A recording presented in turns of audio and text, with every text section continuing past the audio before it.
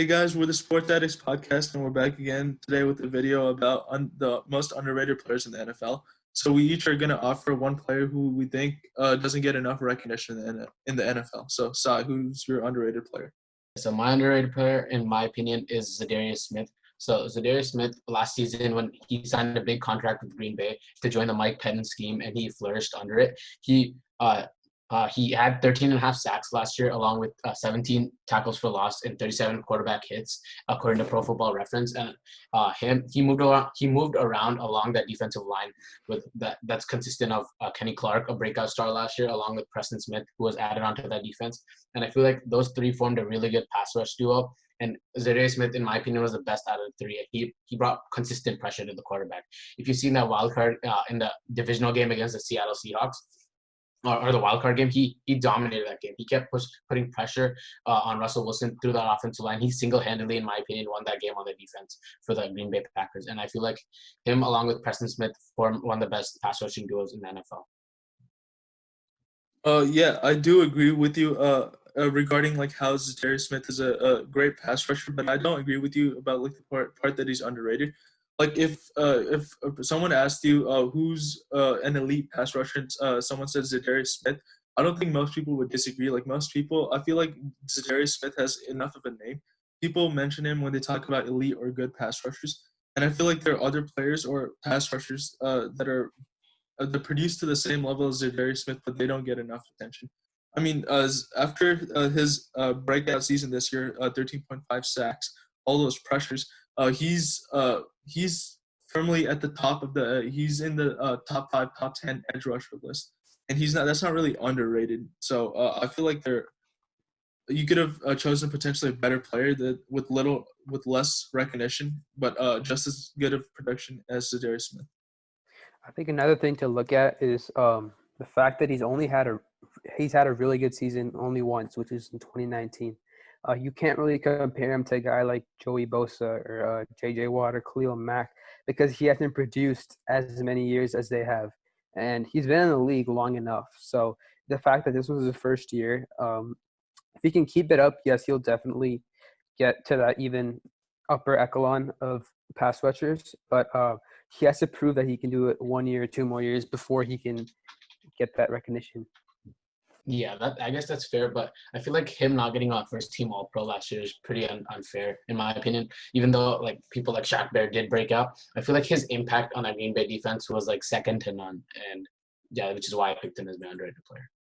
I don't think he was a first-team All-Pro last year. Yeah, that's a Chandler Jones was better than him. T.J. Watt was better than him. Yeah, but I feel like T.J. Watt played on like a way better defense, in my opinion. Like Green Bay secondary isn't as good as Pittsburgh's secondary. They still have Jair. But we're talking about edge rushers. We're not talking about defensive tackles or secondary or linebackers like benefit from the play of the defensive line.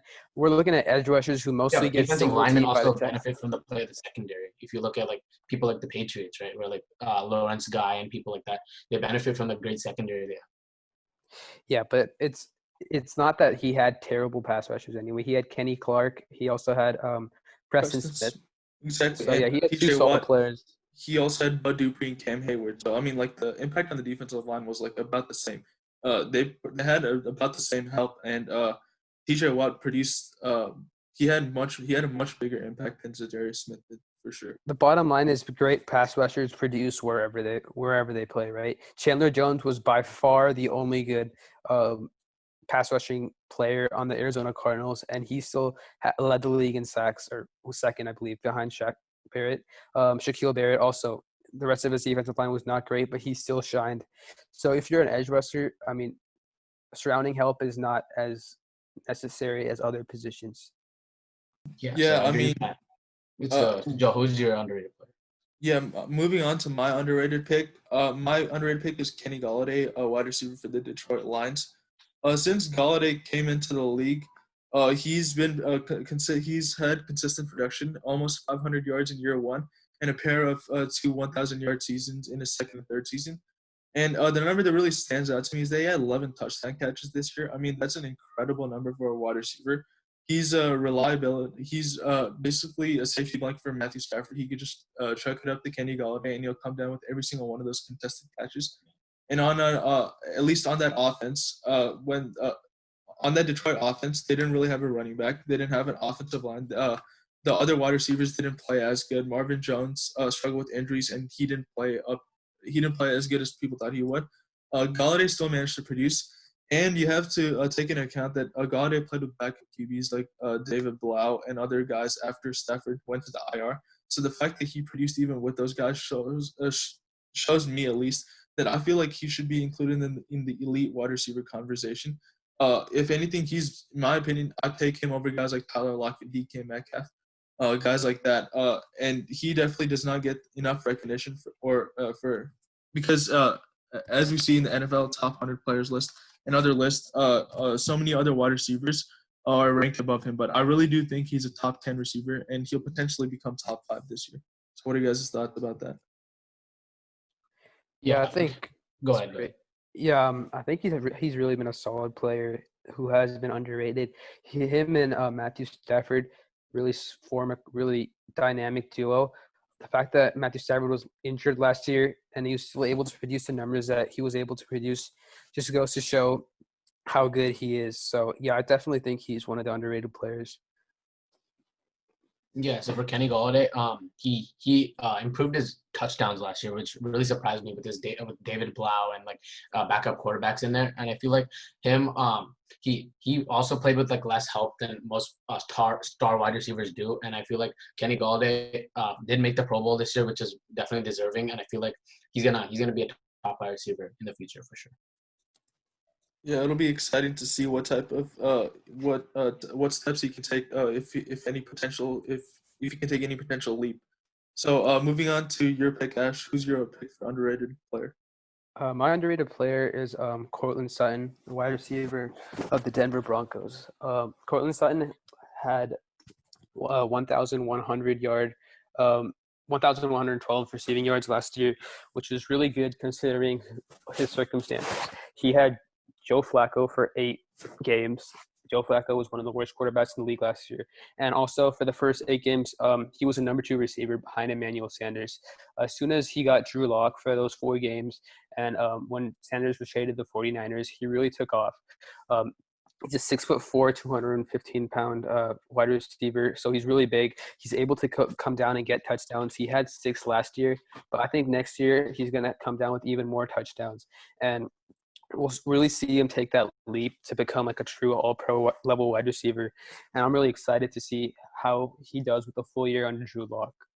Courtland Sutton, I do think he is a little bit underrated, but like just like you said for Darius Smith, he also only has 2 years of experience, and he wasn't as good like last year. So he only had about 704 yards on 42 receptions. So I feel like Courtland Sutton, he is a great receiver, and he does have a bright future at being only 24 years old for the Denver Broncos. And with him and Drew Lock, I feel like are going to be good, but I feel like he isn't underrated just yet.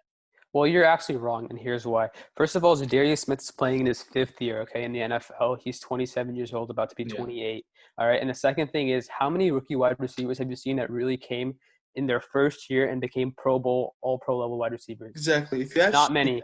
Wide receiver is one of the positions that take time to grow and to develop, and that's why you can't be comparing him to Darius Smith. He's a wide receiver that most wide receivers take that leap in the second, sometimes even 3rd year. If you look at Jerry Rice, the greatest wide receiver of all time, even he struggled in his first year. He didn't even start all the games. He only started 4 games and had 900 yards receiving. And we're talking about the best football player in NFL history.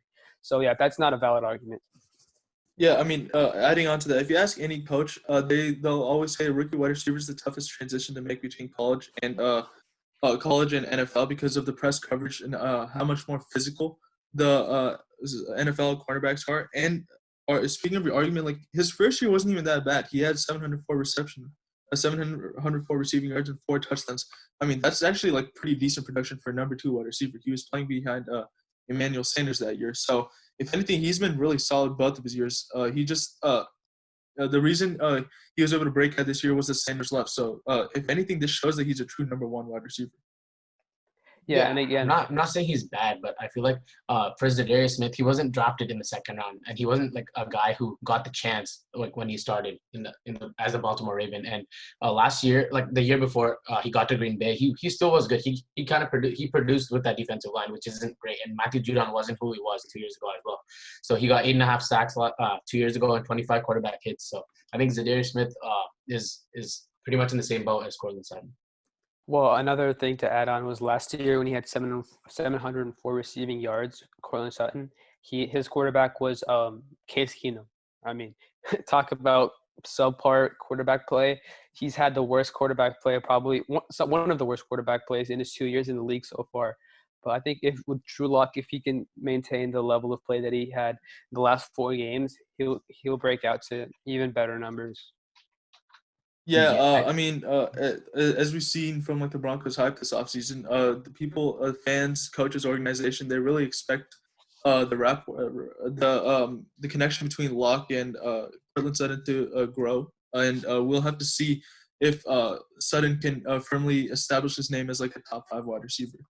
And this will do it for our NFL underrated players video. Don't forget to like and subscribe, and thanks for watching.